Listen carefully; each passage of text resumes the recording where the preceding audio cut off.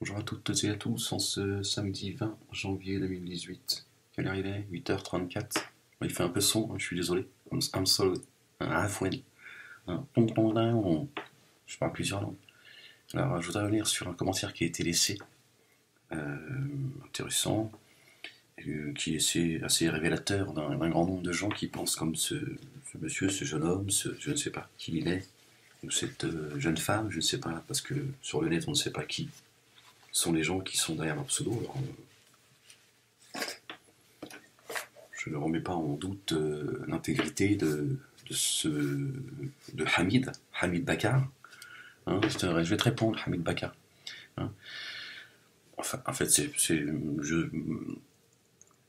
sur l'occasion, on va dire ça comme ça, hein, de pouvoir voilà, répondre à tous ceux qui se posent la même question que toi et de répondre surtout à l'hypocrisie qui vous habite, parce que c'est mon boulot.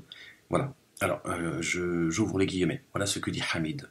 Je n'aime pas les critiques des gens gratuitement, mais il est de mon devoir de combattre les ennemis du Coran et de la Sunna. Bon, déjà, s'il y a bien quelqu'un qui est l'ennemi de Dieu, c'est certainement pas moi. Hein, je préfère parler de Dieu. Toi, tu préfères parler du Coran et de la Sunna, qui se permettent de dire que la femme peut prier en état d'impureté, alors que selon le principe d'Allah, Allah dit bien. Nisa. Verset 4. Je ne sais pas ce que tu as écrit en fait, tu as écrit 4,43,0. Je suis désolé, mais. Oui, c'est. Pardon, Sourate 4, verset 43. Oh les croyants, n'approchez pas la salat alors que vous êtes ivres, jusqu'à ce que vous compreniez ce que vous dites, et aussi quand vous êtes en état d'impureté. Entre parenthèses, souillé au sens large. Un verset bien confirmé quand Allah le met en évidence. Ensuite, Sourate 2, verset 22. Je l'ai sous la main. Il t'interroge aussi sur les menstrues. Réponds-leur, la menstrue est une souillure. Tenez-vous à l'écart de vos femmes durant la période. N'ayez point de rapport charnel avec elles tant qu'elles ne sont pas purifiées.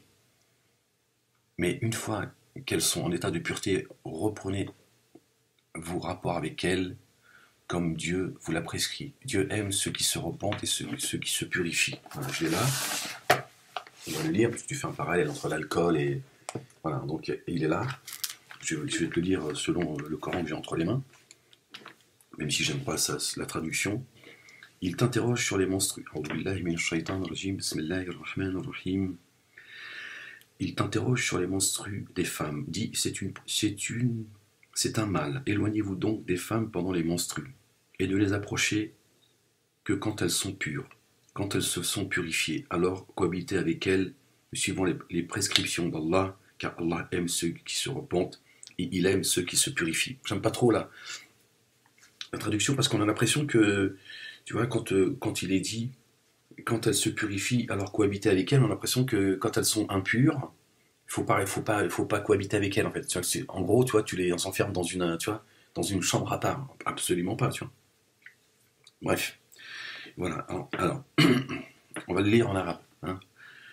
وَيَسْأَلُونَكَ عَنِ الْمَحِيضِ قُلْ هُوَ أَذًى فَاعْتَزِلُوا النِّسَاءَ في المحيض ولا تقربوهن حتى يطهرن فإذا تطهرن فأتوهن من حيث أمركم الله إن الله يحب التوابين ويحب المتطهرين. D'accord, voilà, comme ça je vous l'ai lu aussi en arabe. Pour ceux qui comprennent l'arabe, vous avez comme ça en arabe et avec la traduction. Alors, je continue à lire le message de ce jeune homme. Donc, nous pouvons faire le parallèle, c'est lui qui le dit, donc nous pouvons faire le parallèle entre les deux versets, pour mettre en évidence que la femme ne peut approcher la salat en état d'impureté, puisqu'elle est déclarée comme impure quand elle a ses menstrues. Donc il fait le parallèle avec l'alcool. L'alcool, quand Dieu parle de l'alcool, c'est-à-dire tu viens pas quand t'as pillard, hein, tu vois, tu vois, et en état d'impureté. Tu vois, si t'as eu si t'es pas propre, ou t'as eu un rapport charnel, Dieu te demande de faire tes ablutions. Qu'est-ce que ça a à voir avec les menstrues de la femme?